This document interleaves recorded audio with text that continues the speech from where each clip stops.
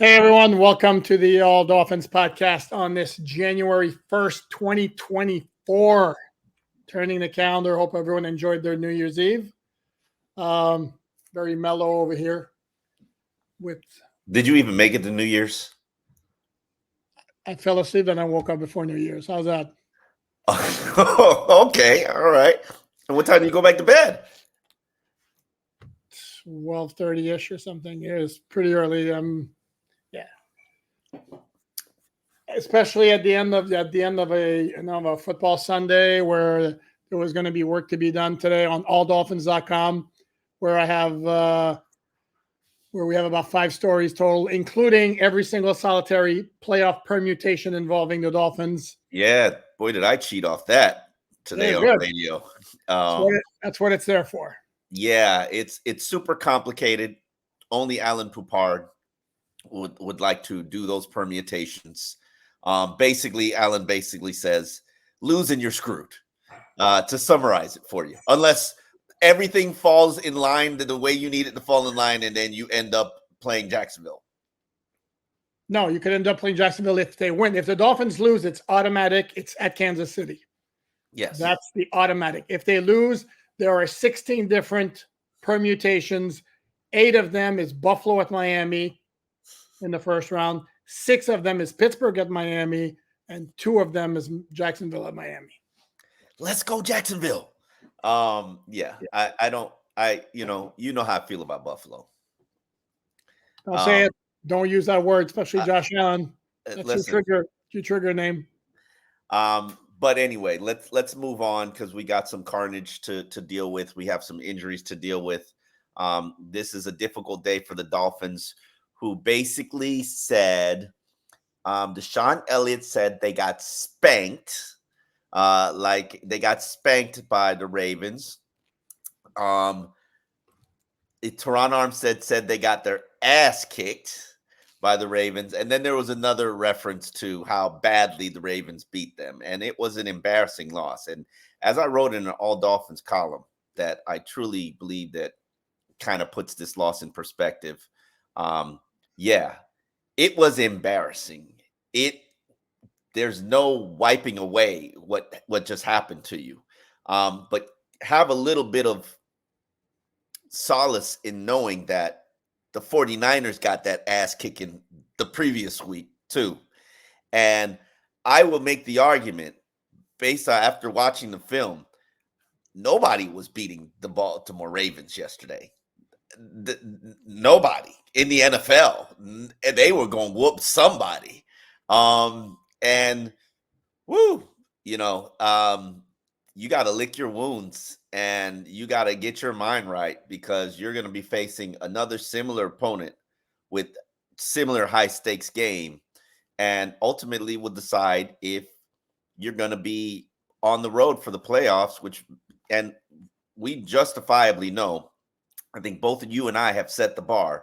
If this season doesn't conclude with at least one playoff win, this season is a failure. No, I agree, because you're almost back where you were last year when you factor in that almost. Well, but when you factor in the Tua miss sometimes, or if you don't want to factor in for that, and my feelings on the whole thing, but if you factor into for the Tua injuries last year, 11-6, no playoff win would be kind of similar to what you had last year. And you mentioned this about the Ravens. You're aware Dolphins have played 5 teams that have a winning record. They're 1-4 against those. The Ravens have played 10, and they're 7-3.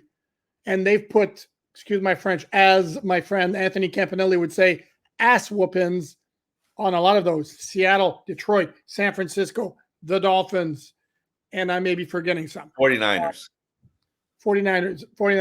And so here's the thing. As it stands right now, if we're going to be honest with ourselves, to me, Baltimore is clearly the top of the AFC. San Francisco is clearly the top of the NFC. What you're playing for in either conference is to get to them in the conference championship game. Hope you catch them on a really bad day. If those 2 teams are operating at peak efficiency or close to it, you're Super Bowl Baltimore, San Francisco. So that becomes a task for the Dolphins. Dolphins are a lot better than they were yesterday, while understanding they're not in Baltimore's class right now. Yes. What I did find interesting was the amount of players who said that we were pressing. And because we were pressing, because of the pressing and the disappointment of not being competitive against this juggernaut of a team, not being who we thought we were and where we thought we were, that led to a lot of pressing, which led to us playing even worse than how we were playing. I found that interesting. Inside, really mean anything? Not really. You gotta dig deep, put your big boy pants on, analyze what went wrong, come up with solutions, create a game plan for Buffalo, work on the game plan, and then execute that game plan. That's the only thing that's going to save your season. Yeah, and I think this is where the term maybe chasing the game comes into play a little bit, and maybe the Dolphins got guilty of that. To me, maybe in the second half. In the first half, dude, they're right there, and then to me, the game turned. Don't you say it. Don't say it. You know exactly what I'm going to say. And again, it was just so poorly mismanaged to rush to the line. They're down 21. And I was wrong, by the way. Dolphins didn't have the ball at the 40-yard line. They had the ball at the Baltimore 44-yard line. 2 minutes left in the first half. They're down 21-13. At worst, go get a field goal. It's 21-16 at the half. Instead, they rush to the line of scrimmage, snap the ball with 2:01, and then Tua makes a mistake he doesn't often make. He's completely stared down the receiver. And he even said that himself after the game, and watch the tape. I mean, he's like this on Cedric Wilson. Yes. And by the way, that is not manipulating a defense with your eyes. That's manipulating the defense to go toward where the ball's going. So, again, that's not a mistake he makes very often. He made it there. The Roquan Smith, very alert linebacker, saw that, made the move, made the play, and then all of a sudden it's 28-13 at the half. You have the kickoff return at the start of the second half, game's over. And then you're chasing the game. Let's get into some injuries, because we did bring up Tua Tagovailoa, and this podcast is super late because they had a late practice availability for us. So our humble apologies. Tua, Mike McDaniel does not seem concerned. I doubled down and forced him to address the question about worried about, losing some velocity on that arm because of the soreness. And he basically said Tua's diligent about his rehab and therapy and treatment and blah, blah, blah, blah, blah, blah, blah, blah, blah. We'll see. I'll be watching practice on Wednesday to see what that arm looks like. I'm sure it'll look fine, but as I've always said and consistently will say, shoulder injuries and thumb injuries on a quarterback on his throwing arm, not a good thing. There's only two things that impact the ability to throw actually your hips and your feet. So I'm lying. There are probably about 5 things that impact your ability to throw the football. But the 2 primary things are the fingers that actually hold the ball, which includes the thumb, which holds the ball. Thumb and the index finger. Thumb and the index finger. Actually, some use this one. Hey now. Listen, and then it comes to your shoulder. Kind of important. But we will see that. Here's the thing. Yeah, let me say this about McDaniel's answer to Tua. It was more along the lines of, it said nothing about the injury itself. It was all about, I trust Tua and his ability to play through whatever he has. Yeah. And to me, it wasn't quite, again, as definitive as I'm not worried. It's nothing. You didn't think it came off as I'm not worried? No, it came off as I'm not worried, but dismissing it as I'm not worried about Tua's ability to play through the injury. It wasn't like it was just like a little shoulder contusion, nothing big. And that, without necessarily expanding on exactly what the injury was, but the fact that it was just strictly all about, again, Tua's tough, he's going to play through it. I don't know. Maybe it's me, my conspiracy theory mind going all over the place, but it would have had more. You can't have 2 conspiracy theorists doing a podcast. I think that's dangerous. Oh, you like that too? Yeah. Yes. Oh, I didn't know that about you. I've known you for more than 15 years, and I didn't know you were a fellow conspiracy theorist. Do you believe in aliens as well? Mm-hmm. Okay. Wow. We got a lot more in common than I thought. Not when it comes to music, though. That's oh God. Yeah. No. Okay. Next injury, the big ones, obviously. Confirmed Bradley Chubb has a torn ACL. again, didn't take a rocket scientist to kind of smell that out. That looked bad from the start. I guess the Xavien Howard news isn't as bad as we thought it was. He didn't acknowledge whether it was a break or not. If it's a break, we know it's 6 weeks. We don't know exactly what the nature of the foot is. He's not going to play this week, but it doesn't sound like Mike McDaniel is ruling him out of the playoffs. It's Right. not like they can put him on IR because they don't have, like, actually they can put him on IR and get another roster spot, but You're going to save your one designated to return move for X for the Super Bowl? No. Yeah. No, actually, Mike McDaniel insinuated that Jerome Baker's on his way back. So he's going to be using that designation. Yeah, that's what he said. He said, and I quote, I'm hopeful we're going to be opening the window soon. Opening the window as in then he starts practicing. So okay, so that means you used your final designated spot to return. No, that's fine. But my initial thought that maybe he could play against Buffalo, I think to me, I didn't say he could play against Buffalo. I'm just saying who's going to get that final designation spot. I mean, I did see Isaiah Wynn in the locker room on Friday, and I thought to myself, what does this mean? What does this mean? So hey, who knows? Mike McDaniel's never absolutely closed the window on Isaiah Wynn, but when Jerome Baker comes back to the from IR, the window's closed. But basically, we got to figure out the situation about who plays opposite Jalen Ramsey, and if you follow Alan Poupard's snap count breakdown and what it led to, you'll see that Kader Kohu's snap count drastically got reduced.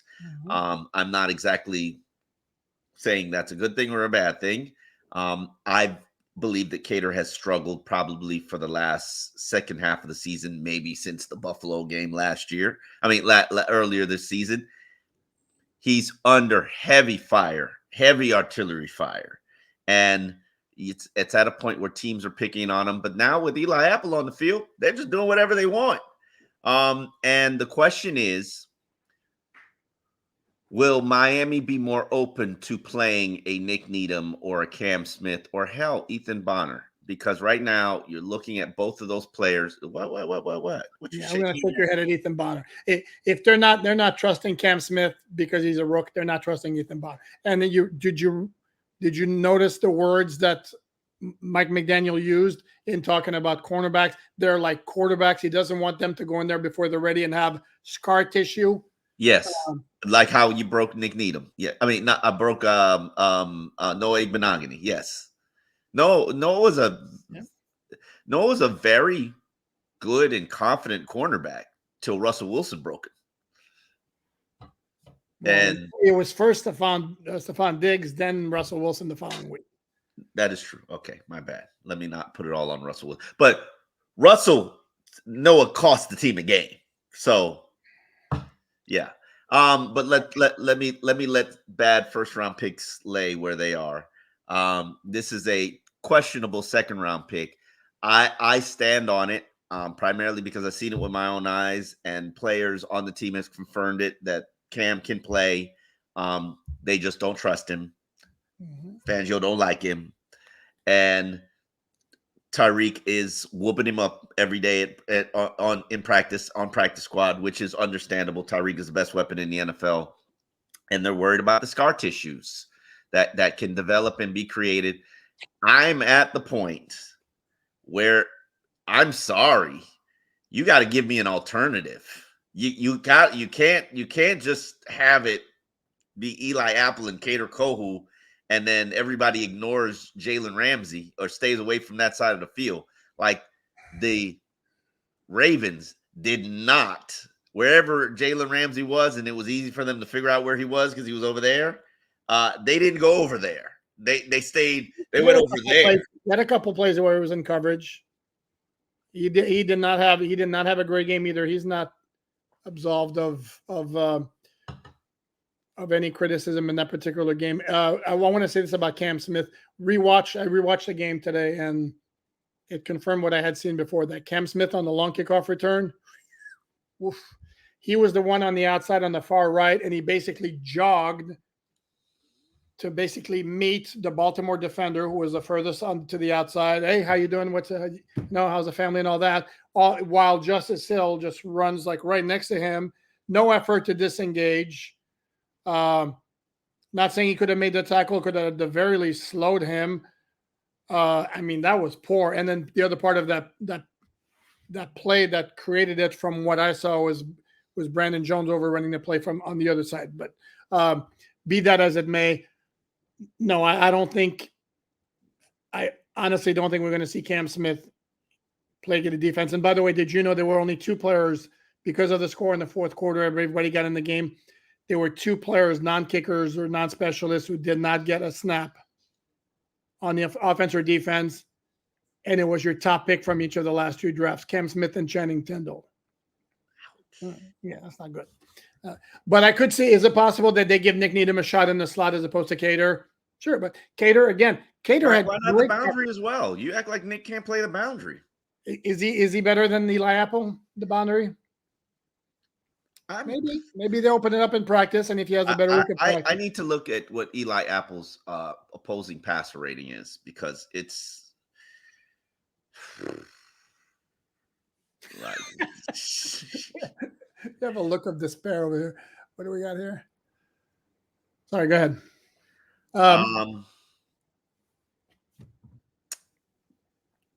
We're losing our train of thought here. This is here's a big issue of the pass defense against the Ravens, and we hadn't seen it before. Certainly not to this extent. There was a lot of miscommunication in the back, and it wasn't just the long pass to Zay Flowers, even though that was the most glaring example.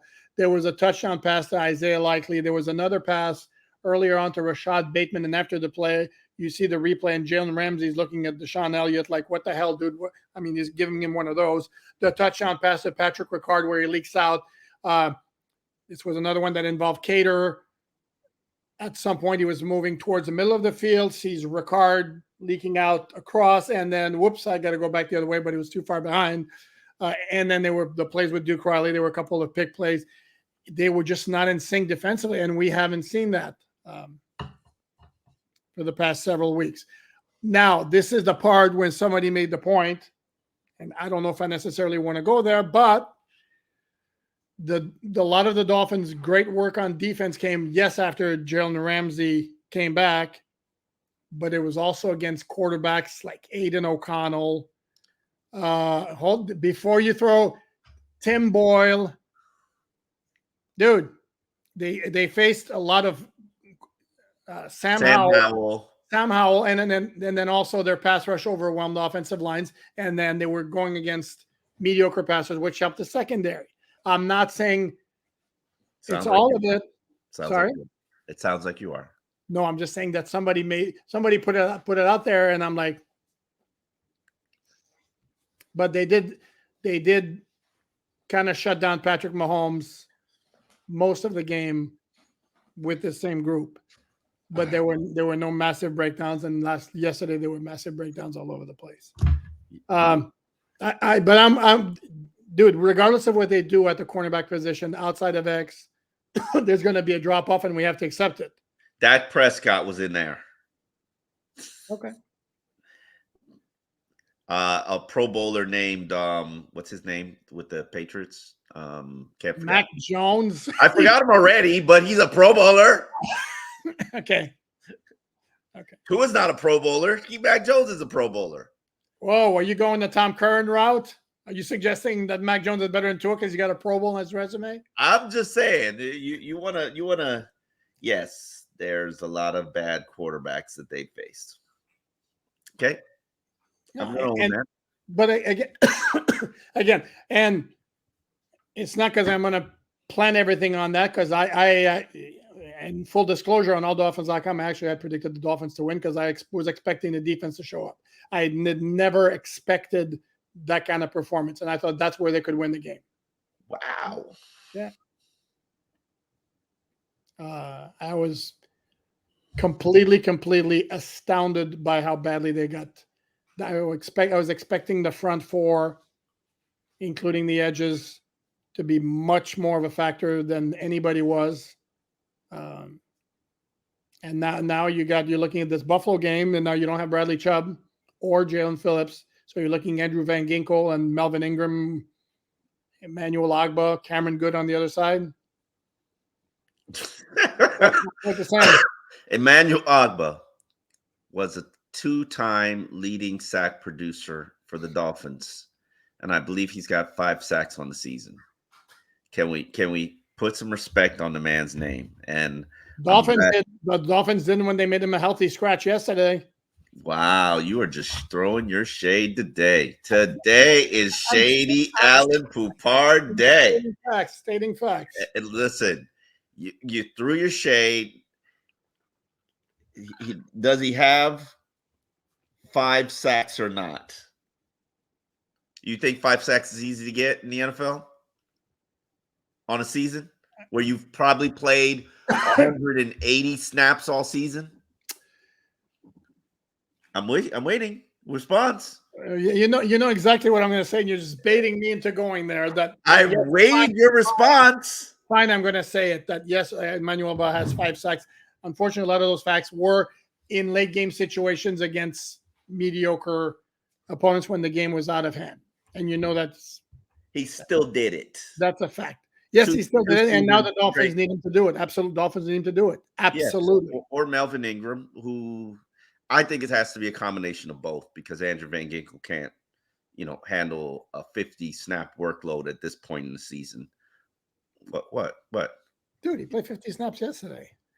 You think Andrew Van Ginkel can continue to play 50 snaps, and he's got an injury as well? I can't remember what it is, but he's got an injury. No. Yeah, I have zero issue with him. The efforts there. He didn't make any kind of splash plays. He did stop. He is the one who led the charge when the Dolphins stopped Lamar Jackson on a 3rd and 2 run for no gain. And he was running all over the place. Didn't make major impact plays, but no, Andrew Van Ginkel is not my concern. I didn't say he's your concern, but right now you've got about 100 snaps to account for from the edge position, maybe 120. And all I'm saying is 3 of those guys have to play. And whether that's Agba in there or Ingram rotating in, swapping sides, and I think he's probably the best suited to swap sides. Yeah, it'll be interesting to see what happens, especially who goes and attacks the left tackle, because that hasn't necessarily been Andrew Van Ginkel's role. Hasn't been Emmanuel Agba's role throughout his career. So more than likely, it's going to be Melvin Ingram, who's been here all of it for 5 minutes. Yeah, except if you look at that Buffalo offensive line, their weak spot in terms of pass pro is their right tackle. Spencer Brown, who is a huge dude, but he does not move particularly well. So this is where rotate Van Ginkel and Agba on that side. Rotate Melvin Ingram and give obviously Cameron Good some snaps. Excuse me, as well on that side. But this is where, and then obviously you're hoping that it's what you gave me. Did you give me through the screen what you have now? I'm coughing through. So you gave me through the screen whatever it is you have. It's the cold weather. It's the cold weather. You're not going outside with your chest covered up. You're it's the same thing here. It's like I'm wearing another hoodie.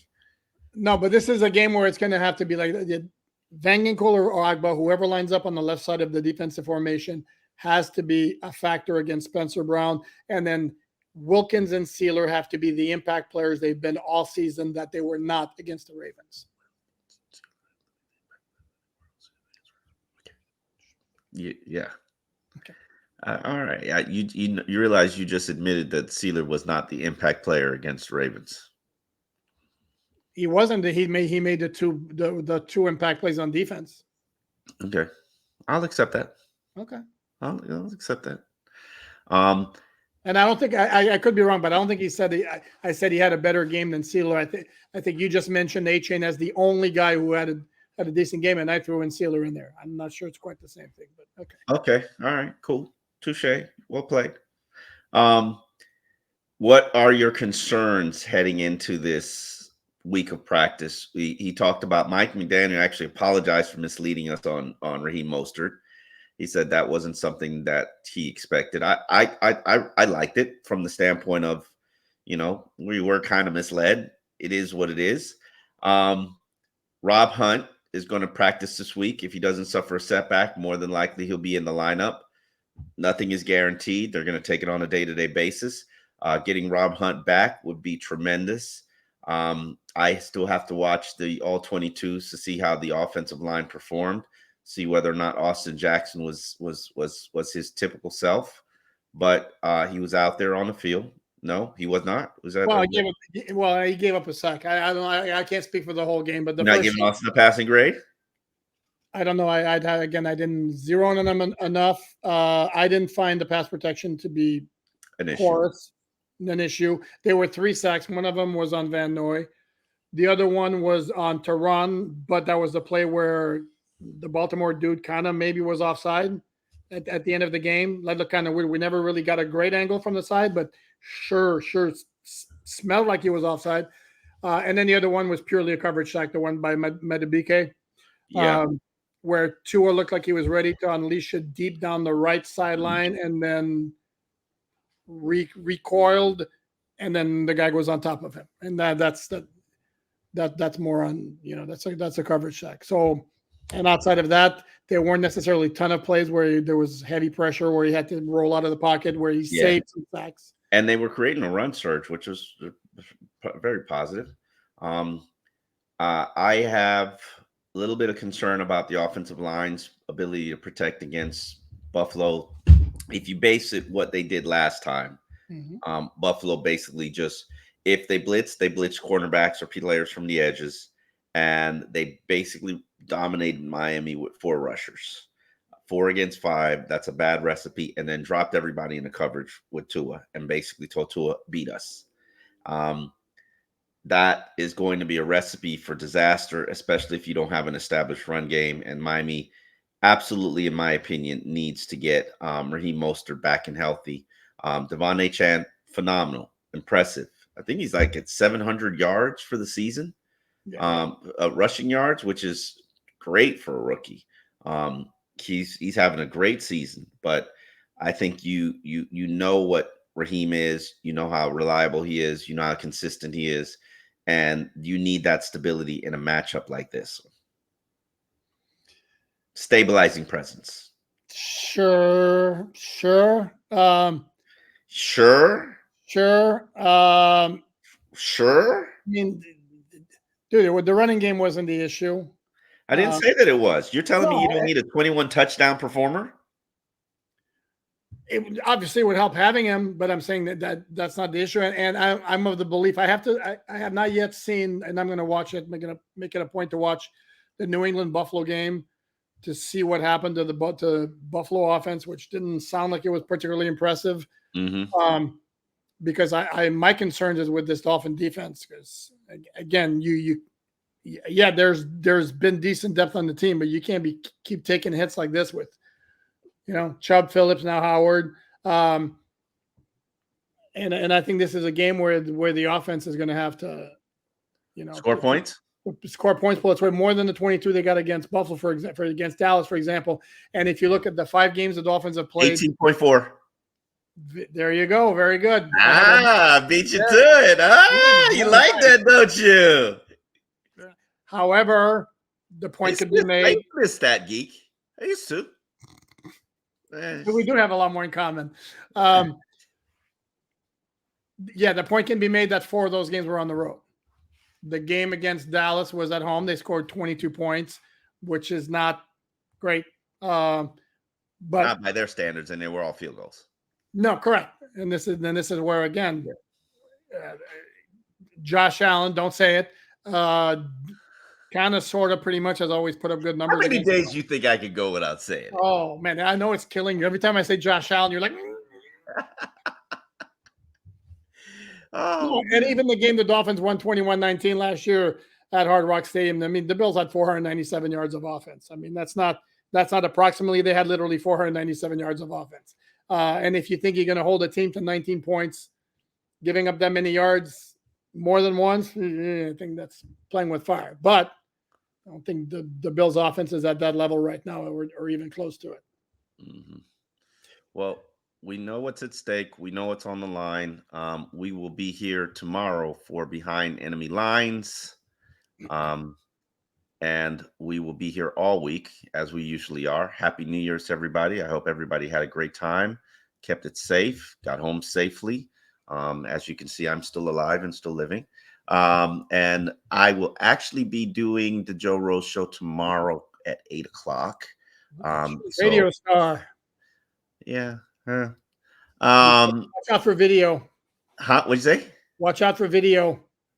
Watch out for video. What video? This is a very old joke. It's gonna go. Right First over song, my head. first song ever played on MTV. Video killed the radio star. Okay. Bad joke. Okay. But you know how to find our work, alldolphins.com. Free, no subscription, no paywall.